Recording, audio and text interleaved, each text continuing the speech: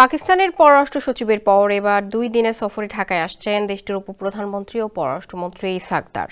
চলতি মাসের শেষ দিকে ঢাকা সফরকালে তিনি বাংলাদেশের অন্তর্বর্তী সরকারের পররাষ্ট্র উপদেষ্টার সঙ্গে বৈঠক করবেন। সেই বৈঠকে বাংলাদেশের পক্ষ থেকে দুই দেশের মধ্যকার অমীমাংসিত ইস্যুগুলো আবারও তোলা হবে বলে সংশ্লিষ্ট সূত্রে জানা গেছে। বিস্তারিত জানাচ্ছেন শাহাবুদ্দিন মাহতাব। ঢাকার কূটনৈতিক সূত্রগুলো বলছে, আগামী 27 এপ্রিল 2 দিনের সফরে ঢাকায় আসবেন ইসহাক দার। এর মধ্য দিয়ে 13 বছর পর পাকিস্তানের কোনো পররাষ্ট্রমন্ত্রী ঢাকায় আসছেন। এর আগে 2012 সালে পাকিস্তানের তৎকালীন পররাষ্ট্রমন্ত্রী হিনা রব্বানী সর্বশেষ ঢাকা সফর করেছিলেন। বাংলাদেশ সফরকালে পাকিস্তানের পররাষ্ট্রমন্ত্রী ইসহাক দারের পররাষ্ট্র উপদেষ্টা ছাড়াও সরকারের রোহিঙ্গা বিষয়ক দূত ও নিরাপত্তা উপদেষ্টা ডক্টর খলিলুর রহমানের সঙ্গেও সাক্ষাতের কথা রয়েছে।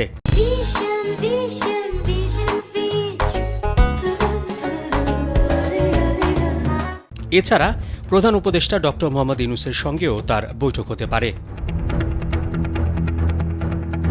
এর আগে গত 17 এপ্রিল ঢাকায় আসেন পাকিস্তানের পররাষ্ট্র সচিব আমনা বালুচ। প্রায় 15 বছর পর দেশটির কোনো পররাষ্ট্র সচিবের প্রথম সেই ঢাকা সফরে দুই দেশের মধ্যে এফওসি বৈঠক হয়। পরে পররাষ্ট্র মন্ত্রণালয়ের পক্ষ থেকে জানানো হয়, 71-এ পাকিস্তানের সশস্ত্র বাহিনী বাংলাদেশে যে গণহত্যা চালিয়েছে তার জন্য দেশটিকে আনুষ্ঠানিকভাবে ক্ষমা চাওয়ার আহ্বান জানানো হয়। পাশাপাশি আটকে পড়া পাকিস্তানিদের প্রত্যাবাসন এবং অবিভাজিত সম্পদের ন্যায্য হিস্সা বাংলাদেশকে পরিশোধের দাবিও তোলা হয়। তবে আমনা বালুচ দেশে ফেরার পর পাকিস্তানের পররাষ্ট্র মন্ত্রণালয় থেকে এ বিষয়ে আনুষ্ঠানিক যে বিজ্ঞপ্তি দেওয়া হয়েছে তাতে এই 3টি বিষয়ের উল্লেখ ছিল না।